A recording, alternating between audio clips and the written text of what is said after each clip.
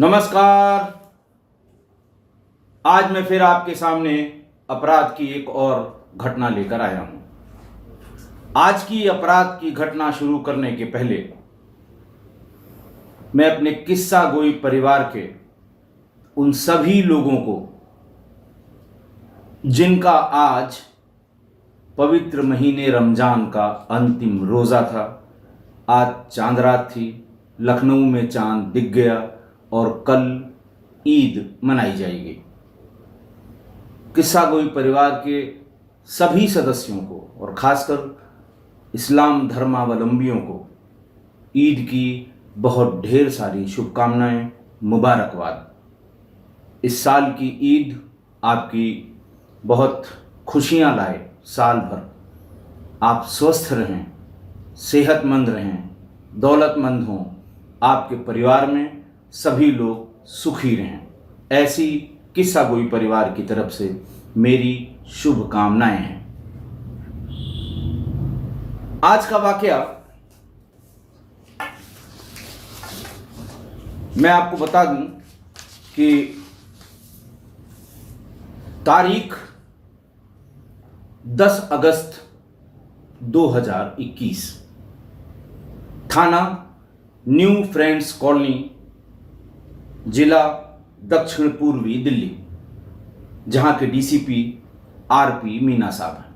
मशहूर पुलिस अधिकारी हैं और अच्छी छवि के अधिकारी हैं पुलिसिंग के लिहाज से। सुखदेव विहार के पास एक नाले में एक ट्रॉली बैग किसी को दिखाई पड़ा। उसने पीसीआर को खबर की कि साहब यहां पर एक ट्रॉली बैग दिख रहा है और ये बैग बंद है, नया है, लेकिन चूंकि ये गंदे नाले में है, इसको वहां तक पहुंचकर खोलकर देखना संभव नहीं हो पा रहा है। लिहाजा पुलिस कर्मचारी पीसीआर वैन के साथ तुरंत मौके पर, यानी कि हाजी कट और गैस गोदाम के बीच डीडीए फ्लैट्स, सुखदेव विहार, न्यू फ्रेंड्स कॉलोनी के पास वाले गंदे नाले पर पहुंचे। गंदे नाले के अंदर काले रंग की ट्रॉली बैग में एक पुरुष की लाश पड़ी हुई थी, जिसको रैपिंग पॉलीथीन, जो आजकल सब्जियों को रैप करने में अलग अलग, आप देखें कभी लौकी भी अलग अलग रैप की हुई है, बहुत महीन पॉलीथीन जो लपेटते समय एक दूसरे पे चिपक जाती है, यानी उसमें हवा जाने की गुंजाइश कम होती है। उसमें लिपटा हुआ एक पुरुष का और अंदाज से 30-35 साल के एक पुरुष का शव था।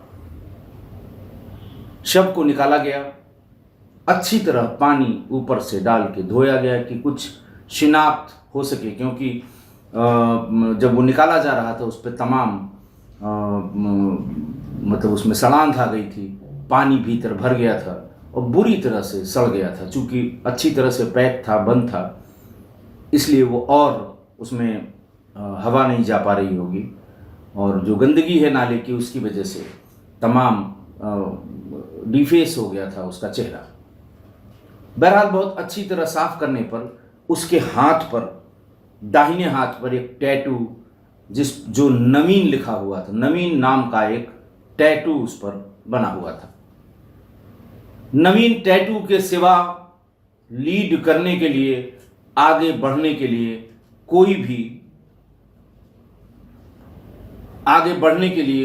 कोई भी रास्ता नजर नहीं आ रहा था। शव को सील करके पोस्टमार्टम के लिए एम्स की मॉर्चरी में भेज दिया गया। पूछताछ के दौरान मौके पर कोई भी चश्मदीद गवाह नहीं मिला।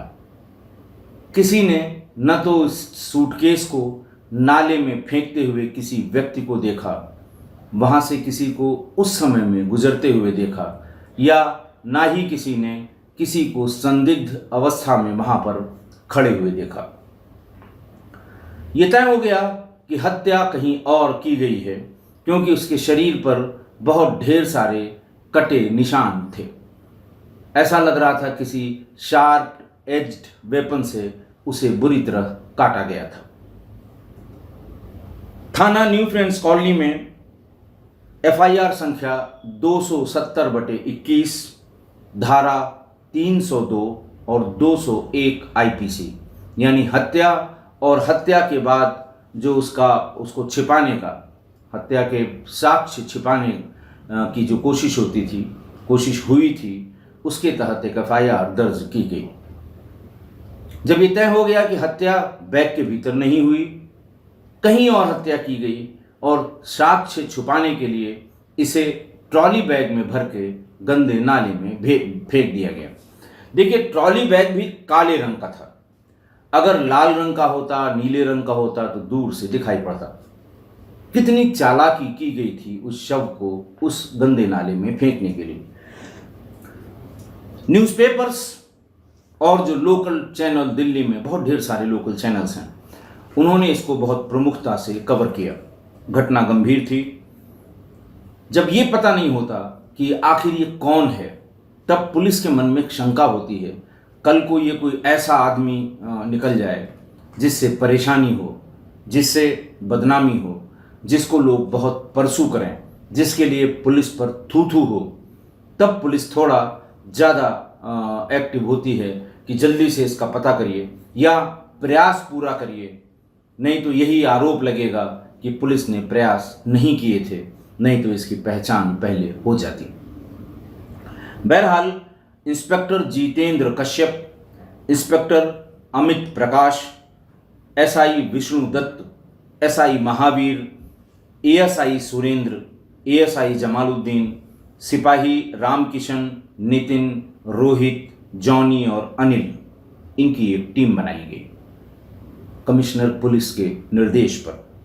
और दूसरी टीम इंस्पेक्टर सुमन कुमार, जो इस प्रकरण के इन्वेस्टिगेटिंग ऑफिसर यानी आईओ थे, उनके नेतृत्व में और अवनीश कुमार की देखरेख में एक दूसरी टीम भी बनाई गई, जो लिखा पढ़ी और इससे संबंधित जो विवेचना का काम होता है उसका काम देखने के लिए उन्हें कहा गया।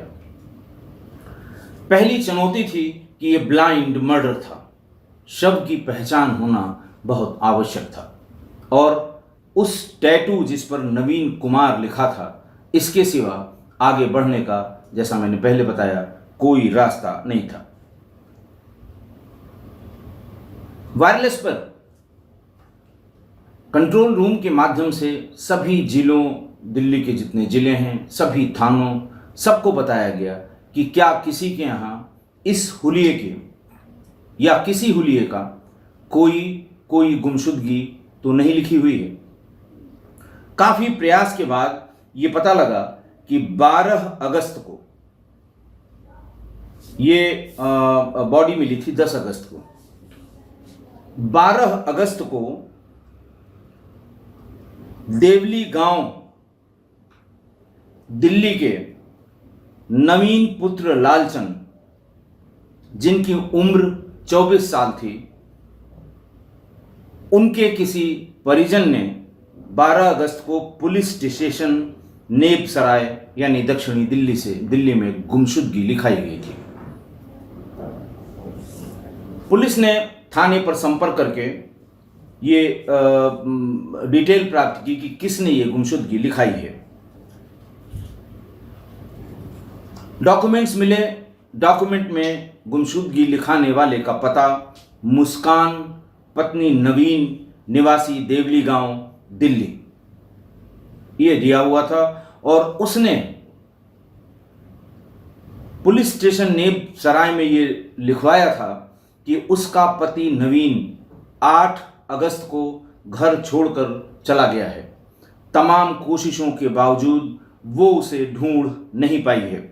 उसने उसका शारीरिक विवरण पूरा दिया, ऊंचाई, कलर, कपड़ा, सब कुछ दिया, लेकिन उसमें नवीन नामक टैटू का कोई जिक्र नहीं था।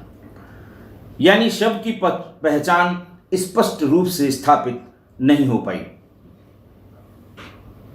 गुमशुदगी लिखाने वाले का जो पता दिया हुआ था देवली गांव का, पुलिस वहां पर पहुंची। मालिक मकान श्री प्रदीप ने बताया कि वो अभी 5-7 दिन पहले ही हमारा ये कमरा, हमारा ये रूम या किराए की जगह जो उन्होंने ली थी वो छोड़कर कहीं चली गई है। कहाँ गई है इसकी जानकारी श्री प्रदीप को नहीं थी। प्रदीप को थाने पर बुला के इनके बारे में पता किया गया। ये पता लगा कि ये करीब 3 महीने पहले से यहाँ रह रही थी। इसके 2 साल की एक बेटी थी और इसकी माँ इसके साथ रहती थी। एक बात और मकान मालिक ने बताई कि एक चश्मा लगाने वाला लड़का, यंग लड़का जो चश्मा लगाता था, वो अक्सर इनके यहाँ आता जाता था। पति नवीन के बारे में भी बताया कि वो सामान्य रूप से शाम को घर आ जाता था। लड़ाई झगड़े के बारे में भी मकान मालिक ने कहा, मुझे इसकी कोई जानकारी नहीं है। मुझे कभी ये शिकायत नहीं मिली है कि ये घर में इसने कोई उपद्रव किया हो। बस इतना था कि कभी कभार शराब पी कर आता था तो पत्नी इसे कुछ न कुछ कहती ज़रूर थी। अब एक और बड़ी समस्या हुई कि ये जहाँ रहती थी वहाँ ये छोड़कर चली गई। 12 की गुमशुदगी लिखाई गई थी और मकान मालिक यानी प्रदीप के बताने के अनुसार ये 2 दिन पहले या तो 11 को या 10 को ये मकान छोड़कर चली गई थी। पुलिस ने पड़ोसियों से पूछना शुरू किया। बात करते करते किसी पड़ोसी ने यह बताया कि मैंने उनको फला जगह देखा है खानपुर में। मुस्कान अपनी माँ त्रिशा और अपनी बेटी के साथ वहीं रह रही है, लेकिन खानपुर के किस जगह पर रह रही है इसका एग्जैक्ट डिटेल वो नहीं बता पाई। ताजुब की बात यह भी थी कि किसी पड़ोसी के पास उसका फोन नंबर नहीं था। मकान मालिक प्रदीप के पास जो फोन नंबर था वो नवीन का था। मुस्कान का कोई फोन किसी के पास नहीं था। पुलिस ने जब इसकी बहुत बारीकी से तफ्तीश की तो ये पता लगा कि उस मोहल्ले का जो किराना स्टोर वाला था वो उससे उधार सामान ले आया करती थी और ज़्यादा उधार हो जाने पर वो उसको फ़ोन करता था मुस्कान को कि आपके इतने पैसे हो गए हैं, आप इसे चुका दीजिए वरना हम नहीं देंगे। अंदाज़ा लगा जब पड़ोसियों ने हल्की फुल्की जिक्र की कि वो कहाँ से लाती थी तो किराना स्टोर वाले को से बात की गई। उसने फ़ौरन मुस्कान का नंबर उपलब्ध करा दिया और ये बताया कि बहुत ज़्यादा सामान ये उधार ले जाती थी और कभी कभी महीने भर 2 महीने तक ये सामान पैसा उसका चुकता नहीं करती थी। 3-4 ही महीने रहे होंगे, लेकिन केवल 2 बार इन्होंने अपने उधार का पैसा चुकता किया था। उस नंबर की सीडीआर निकाली गई तो ये पता लगा कि दिल्ली के खानपुर गांव में ये नंबर चल रहा है। पुलिस टीम ने आखिरकार दिल्ली के गांव खानपुर में उसका घर पता लगा लिया, जहां मुस्कान अपनी मां मीनू एलियस त्रिशा और 2 साल की बेटी के साथ रह रही थी।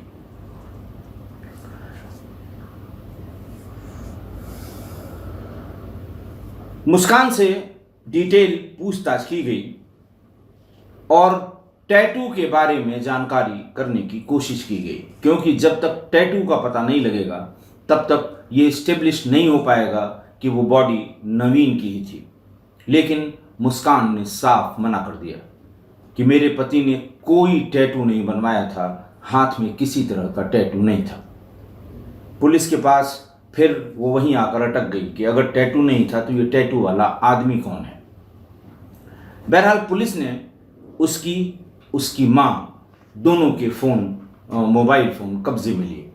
ये देखा कि उसके सारे photo, video, data, call log सब डिलीट किए जा चुके हैं। अपनी तरफ से अपराधी ये चालाकी करता है, फ़ोन बदल लेता है, सारे फोटोग्राफ वीडियोग्राफ डिलीट कर देता है, लेकिन मोबाइल फ़ोन के और ख़ासकर एंड्रॉयड के रिकवरी टूल्स बहुत एडवांस इस समय एजेंसीज के पास भी हैं और मार्केट में भी उपलब्ध हैं। दिल्ली पुलिस ने अपनी फॉरेंसिक सेल में दोनों फ़ोन को रिकवरी टूल से सारे डाटा उसके रिकवर कर लिए। उसमें मिले हुए फोटो और वीडियो को बारीकी से देखना शुरू किया। मुस्कान के अपने पति के साथ जो फोटोग्राफ थी उसमें 3-4 जगहों पर उसके हाथ में नवीन लिखा हुआ टैटू बहुत साफ दिख रहा था। कॉल लॉग्स जब रिकवर किए गए तब उससे पूछा गया कि ये नंबर जिससे आपकी सबसे ज़्यादा बात पिछले 3 महीने में हुई है, ये आखिरकार कौन है। बड़ी मुश्किल से उसने बताया कि ये इसका नाम जमाल है, जो मेरा दोस्त है। मुस्कान ने भी पूछताछ में, जबकि कड़ाई से पूछताछ हुई थी, कई चीज़ें ऐसी बताई कि पुलिस भी चक्कर खा गए, पुलिस के लोग भी चक्कर खा गए। उसने बताया कि नवीन दिल्ली के दक्षिणपुरी का रहने वाला है। वो 4-5 साल से नवीन के साथ लिव इन रिलेशन में है और इसी रिश्ते से उसकी 2 साल की एक बेटी है, लेकिन 7 बहनों से वो अलग अलग रह रहे हैं। अलग अलग रहने का कारण भी मुस्कान ने नहीं बताया। वो देवली में खानपुर में अपनी माँ त्रिशा के साथ रहने लगी थी, जहाँ जिस पते का हवाला देकर उसने गुमशुदगी लिखाई थी। घटना वाले दिन का जिक्र करते हुए उसने ये बताया कि 7 अगस्त की रात करीब 11:30 बजे नवीन शराब पीकर उसके घर में घुसा और घर में वो जमाल के साथ थी। जमाल के साथ उसने मारपीट की और मुझे भी काफ़ी शराब के नशे में मारा। मेरा होठ फट गया, उसमें से खून रिसने लगा। मैंने पीसीआर वैन के लिए कंट्रोल रूम को फ़ोन किया। PCR when I. मेरे फटे होठ से खून बहुत गिर रहा था, इसलिए मुझे मेडिकल जांच के लिए एम्स के ट्रॉमा सेंटर ले जाया गया। अपना मेडिकल करा के जब वो वापस कमरे पर आई तो नवीन जा चुका था। उसने आगे बताया कि 2 दिन बाद नवीन का भाई संदीप उसके पास आया और उसने कहा कि 2 दिन से नवीन घर नहीं पहुंचा है, कहाँ चला गया। मुझे भी लगा कि लगता है मुझसे मारपीट करने के बाद ये कहीं चला गया है, ऐसा न हो कोई घटना हो जाए और मैं फंस जाऊं। ये उसका बयान है। और इसीलिए वो थाने पर गई, न्यू फ्रेंड्स कॉलोनी में, यानी 8 की घटना बता रही है और 12 तारीख को वो थाने पर पहुंची और उसने गुमशुदगी लिखाई। ये कहानी मुस्कान ने बताई।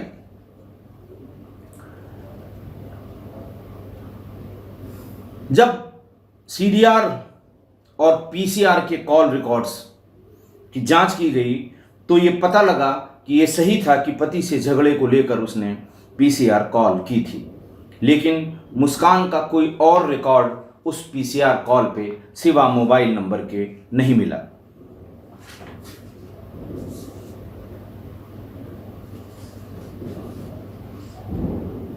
बाकी जब जमाल, मुस्कान और उसकी मां त्रिशा की फ़ोन की सीडीआर जांच हुई तो ये पता लगा कि 7 अगस्त की रात जमाल देवली गांव के मुस्कान के कमरे पर मौजूद था, सीडीआर की लोकेशन के हिसाब से। आगे ये पता लगा कि उसने 8 अगस्त 2021 को रात 8:23 पर उसने न्यू फ्रेंड्स कॉलोनी के सुखदेव विहार की उसकी लोकेशन आई थी, जहां पर वो ट्रॉली बैग फेंका गया था। अब फोटो से ये पता लग गया कि इसका पति नवीन था। फोटो से ये भी पता लग गया कि उसका नवीन का टैटू बना हुआ था। फोटो से ये सीडीआर से ये पता लग गया कि जमाल उस दिन मौके पर मौजूद था, नवीन भी उस मौके पर मौजूद था और जमाल अगले दिन उसी क्षेत्र में उसकी लोकेशन थी जहां पर नाले में बैग पाया गया था। उसने खुलासा किया। जब ये सब बातें पता लग गई मुस्कान को, जब फैक्ट से उसका सामना कराया जाने लगा, तो उसने बताया कि जिस समय नवीन आया था 7/8 की रात में, उस समय जमाल उसके पास मौजूद था। दोनों आपत्तिजनक अवस्था में थे। नवीन ने आते ही दोनों के साथ अंधाधुंध मारपीट शुरू की। जमाल के जो 2 दोस्त जमाल के बाहर निकलने का इंतज़ार कर रहे थे, जिनका नाम विवेक उर्फ बागड़ी और कौशलेंद्र थे। जब भीतर बहुत मारपीट की आवाज़ आने लगी तो ये दोनों कमरे में दाखिल हो गए और इनमें से जमाल ने नवीन का मुंह दबाया, विवेक ने उसका हाथ पकड़ा और कौशलेंद्र ने उसे बार बार चाकुओं से उसके गर्दन पर कई वार कर दिए। थोड़ी देर में वो मर गया। मुस्कान को पूरी बात जानने के बाद पुलिस ने गिरफ्तार कर लिया। उससे पूछा गया कि ठीक है, मार दिया, उसके बाद क्या हुआ? उसने कहा कि उसके नवीन के सारे कपड़े वहीं उतार दिए गए जहां फर्श पे बहुत खून था। उसके बाद उसे वॉशरूम ले जाया गया। उसे अच्छी तरह पानी में धो दिया गया ताकि उसका खून कहीं लगा हुआ न रहे। उसके बाद कौशलेंद्र बाहर से रैपिंग पॉलीथीन के 4 रोल ले आया। उसको खूब अच्छी तरह से हाथ पैर को मोड़कर दबाकर उसे पॉलीथीन में रैप किया गया और तब देखा गया कि किस तरह के बैग या बोरी में डालने पर यह साइज आ जाएगी। फिर सभी ने अपने अपने कपड़े जो खून में सने थे उनको धोया। धोने के बाद जिसको या सभी को नवीन के कपड़े आ रहे थे, उन्होंने नवीन के कपड़े निकाल कर पहने और जितने खून आलूदा कपड़े थे उनको लपेटकर एक बोरी में भरकर उसमें 4-5 ईंटें रखकर उसे पास के एक नाले में फेंक दिया। पुलिस ने ढूंढने की कोशिश की लेकिन उस नाले में वो बोरी बरामद नहीं हुई। रात में पूरे घर को, पूरे कमरे को अच्छी तरह साफ किया गया। कहीं भी ब्लड का कोई स्टेन नहीं मिला। उसके बाद सवेरे जमाल अपने घर से नया ट्रॉली बैग ले आया और नवीन का शव बैग में पैक करके सुखदेव बिहार के नाले में एक ऑटो से फेंक आया। दूसरी गिरफ्तारी विवेक उर्फ बगदी देवली की गई।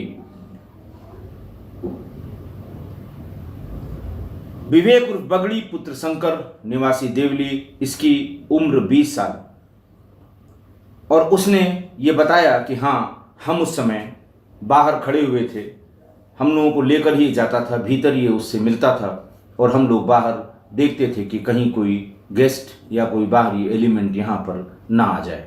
और जब हल्ला गुल्ला हुआ था तो हम और कौशलेंद्र कमरे के भीतर गए थे। तीसरी गिरफ्तारी मुरादाबाद रेलवे स्टेशन पर यूपी में जमाल की हुई। मुस्कान ने जब सारा किस्सा बता दिया तो ये पता लगा कि वो घटना के बाद अपने गांव बिहार चला गया है। वो गांव बेला, जिला मोतिहारी का रहने वाला था। एक टीम तुरंत मोतिहारी भेजी गई। वहां उसके ठिकानों पर रेड हुई और जमाल के परिजनों से पूछताछ हुई। वहां पर जमाल का नया नंबर मिल गया। पुराना नंबर उसने स्विच ऑफ कर दिया था। नया नंबर उनके परिवार वालों के मोबाइल से मिल गया। उसको जब सर्विलांस पे लगाया गया तो वो मूविंग था, मतलब वो उस समय मूव कर रहा था। जब उसको गूगल मैप पे उसकी मिलने वाली लोकेशन को मैप किया गया तो ये पता लगा कि ये किसी ट्रेन से दिल्ली की तरफ जा रहा है। काफी परसू करते करते ये पता लग गया कि इस समय इस ट्रेन की लोकेशन, यानी इसकी लोकेशन जिस जगह पर है, जिस स्टेशन पर है, वो सप्त क्रांति एक्सप्रेस है। दूसरी टीम मुरादाबाद रेलवे स्टेशन पर भेजी गई कि हर डिब्बे की तलाशी लेकर यह देखा जाए कि यह कहां पर छिपा हुआ है। टीम ने ट्रेन के हर डिब्बे की तलाशी ली और मुरादाबाद रेलवे स्टेशन पर सप्त क्रांति ट्रेन से आरोपी जमाल को उतार कर गिरफ्तार कर लिया गया। चौथी गिरफ्तारी विशाल की हुई। आरोपियों से पूछताछ में पता लगा विशाल, जो सह आरोपी विवेक उर्फ बागड़ी का सगा भाई है, अपनी ऑटो लेकर वही आया था और उसी ऑटो पर जमाल ट्रॉली बैग को रखकर नाले में चलती ट्रॉली बैग से उसने फेंक दिया था। पांचवी गिरफ्तारी रायबरेली के उत्तर प्रदेश से कौशलेंद्र की हुई। यह भी बताया गया कि सुखदेव विहार नाले में शव को ठिकाने लगाने के तुरंत बाद आरोपी कौशलेंद्र दिल्ली से अपने गांव कोटवा मोहम्मदपुर रायबरेली चला गया था। रायबरेली के एक गांव में छापेमारी की गई, रेड की गई। वहां आरोपी एलियस अमन पुत्र शिवशंकर उम्र 19 वर्ष, इन सभी की उम्र 19, 20 और 21 साल थी, पांचों आरोपियों की। छठी गिरफ्तारी राजकुमार उर्फ राजपाल उर्फ हैतल पुत्र अशोक गुप्ता निवासी कुआं भाईवाला पार्क, भैंस पार्क जिसे कहते हैं, खानपुर गांव दिल्ली। वो भी शव को ठिकाने लगाने में, जब ये धोया गया, रैप किया गया, बैग को के भीतर उसको अच्छी तरह से ठूंसा गया, तब उसमें राजकुमार ने अपनी सेवाएं दी थी। सातवीं गिरफ्तारी मीनू उर्फ ट्रिसा की थी, जो मुस्कान की मां थी। उस पर आरोप था कि जिस समय ये सारे लोग घुसकर उसे चाकू मार रहे थे, त्रिशा यानी मीनू यानी मुस्कान की मां उनको उकसा रही थी कि ये जिंदा न रहने पाए। इसने नरक कर दी है जिंदगी, इसने परेशान कर डाला है। उसके उकसावे पे इन सभी 4 लोगों ने मिलकर उसकी अपने कमरे में हत्या कर दी थी। पुलिस ने चाकू यानी आला कत्ल, शव को ठिकाने लगाने वाला ऑटो, मृतक का मोबाइल फोन और आरोपियों से 7 मोबाइल फोन जब्त किए। इस तरह से जो डीसीपी थे दक्षिण पूर्वी दिल्ली के आरपी मीना, उनकी मेहनत काम आई और बहुत ही सिस्टमेटिक इलेक्ट्रॉनिक एविडेंस के साथ जो विवेचना हुई, इसमें इस मर्डर को पुलिस खोल पाई। आज की घटना, 5 लोगों ने महिला के पति की हत्या में मदद की। 5 मेल युवक पुरुष, और ये सभी 19-20 साल के थे। 5 लोग एक महिला की मदद उसके पति की हत्या करने में क्यों भला कर रहे होंगे, आप समझ गए होंगे। कहने की कोई जरूरत नहीं है। ऐसी मदद जिसमें एक व्यक्ति की हत्या की जानी थी। अपनी तरफ से मुस्कान ने इतनी चालाकियां की, मैं बार बार कहता हूं कि अब उतना आसान नहीं है अपराध करके निकल जाना। था एक ज़माना 90s की, जब मैंने आपको 80s की क्राइम की घटनाएं बताई थी। बड़ी बड़ी घटनाओं के बाद भी अभियुक्त बरी हो गए, क्योंकि इलेक्ट्रॉनिक एविडेंस नहीं थे, साबित करने के लिए कुछ नहीं था। सिर्फ गवाहों के बयान पर विवेचना भी होती थी और ट्रायल भी होता था। गवाहों को जो जितना मजबूत होता था वो अपनी तरफ कर लेता था। होस्टाइल गवाहों के बयान से मुकदमा खत्म हो जाया करता था। अब आप सोचिए उसने क्या क्या चालाकी की। अपनी गुमशुदगी लिखाने में उसने टैटू का कोई जिक्र नहीं किया। पूछताछ में सब सही बताया, लेकिन ये बता दिया कि उसके टैटू नहीं था। दूसरा, गुमशुदगी लिखाने के पहले उसने अपना रूम खाली किया। उससे पूछा गया कि जब तुम्हें पता था कि 8 तारीख को उसकी बॉडी डिस्पोज ऑफ कर दी गई, 5 दिन बाद तुमने गुमशुदगी क्यों लिखाई? उसने बताया, हमने इसलिए लिखाई क्योंकि 3 दिन तक लगातार नया रूम ढूंढने पर भी हम नया कमरा या नया निवास या नया घर नहीं ले पाए थे। जैसे ही हमने नया घर ले लिया, उसके ठीक दूसरे दिन जाकर, यानी जब मकान खाली कर दिया, मकान मालिक को हैंडओवर कर दिया, उसके दूसरे दिन न्यू फ्रेंड्स कॉलोनी में जाकर हमने गुमशुदगी लिखवाई। तीसरा, उसका मोबाइल नंबर उधार का सामान देने वाले व्यक्ति के सिवा, दुकानदार के सिवा किसी के पास नहीं था। कभी किसी से शेयर नहीं किया, इतनी शातिर महिला थी। सारी कॉल लॉग, सारे पिक्चर्स, सारे वीडियोस उसने अपनी और अपनी माँ के मोबाइल से डिलीट करा दिए।